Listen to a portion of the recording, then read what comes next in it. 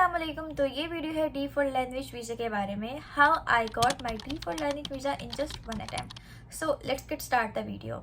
सबसे पहले इसमें हम डिस्कस कर लेते हैं कि हमें कौन कौन से डॉक्यूमेंट्स रिक्वायर्ड होते हैं। फर्स्ट इसमें आ जाता है आपका मैट्रिक का सर्टिफिकेट और इंटरमीडिएट का सर्टिफिकेट। ये दो आपके एजुकेशनल डॉक्यूमेंट्स हैं।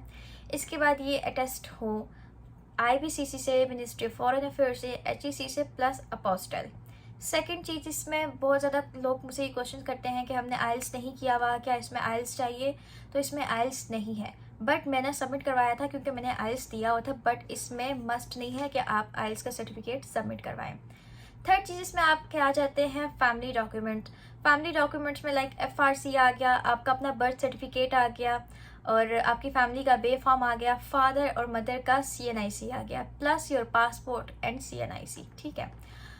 उसके बाद इसमें आ जाता है कि भाई हमने कितनी इसमें बैंक स्टेटमेंट सबमिट करवानी है। तो सबसे ज़्यादा मेन प्रॉब्लम यहाँ पर आती है लोगों को कि हमें कितने मंथ की जो है ट्रांजैक्शन हिस्ट्री सबमिट करवानी है।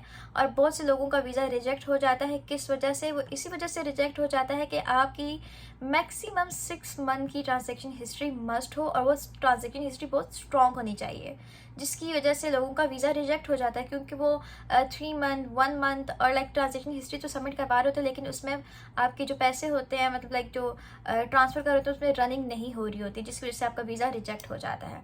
और इसमें बैंक स्टेटमेंट कितनी चाहिए होती है? इसमें बैंक स्टेटमेंट चाहिए होती है मैक्सिमम 20 से 25 लाख, इससे ज़्यादा रिक्वायर्ड नहीं होती। एक 2 सर्टिफिकेट होते हैं जिसमें होता है पर्सनल स्टेटमेंट और स्टडी प्लान। इसमें आपने बताना होता है कि राइट नाउ आप स्टूडेंट हैं, आपने मैट्रिक इतने नंबर से कंप्लीट किया है, इंटरमीडिएट में इतनी परसेंटेज आपने ली है, और किस इंस्टीट्यूट से आपने कंप्लीट किया है।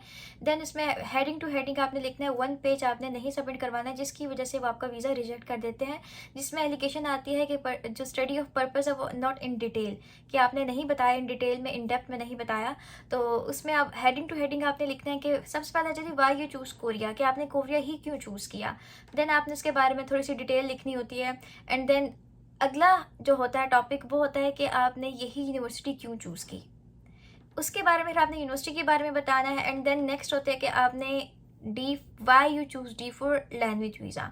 तो इसमें आपने थोड़ी सी डिटेल देनी होती है कि like you are planning for D2 visa या बैचलर वीज़ा या मास्टर वीज़ा या PhD वीज़ा। उसके लिए ज़रूरी है कि आपको लैंग्वेज आनी चाहिए। तो इसलिए मैं चाहता हूँ कि सबसे पहले जो है मैं लैंग्वेज सीख लूँ, उसके बाद मैं इन फ्यूचर में अपनी बैचलर डिग्री, मास्टर डिग्री और PhD डिग्री कोरिया से कंप्लीट करूँ। ठीक है। इसमें एक पॉइंट ऐसा आता है कि आप फ्यूचर में क्या करेंगे। तो मोस्टली लोग ये लिख देते हैं कि हम पढ़ लिख कर जो है कोरिया में ही जॉब करेंगे, कोरिया में ही रहेंगे। नहीं, आपने ये नहीं लिखना। आपने उसमें बताना है कि जब आप अपनी स्टडीज़ कंप्लीट कर देंगे, आप पाकिस्तान आएंगे, जो डिपार्टमेंट आपने कि फॉर एग्जांपल आपने बिजनेस डिपार्टमेंट में आपने पढ़ा है, बिजनेस में आपने डिग्री ली है, तो आपने कहना है कि मैं पाकिस्तान आके अपना बिजनेस स्टार्ट करूँगा। ये एक पॉइंट होता है जिसमें लोग गलती करते हैं और वो आपका वीज़ा रिजेक्ट कर देते हैं। This is the end of video. I hope आपको वीडियो पसंद आई होगी। मिलते हैं आपसे नेक्स्ट वीडियो में, तब तक के लिए अल्लाह हाफिज़।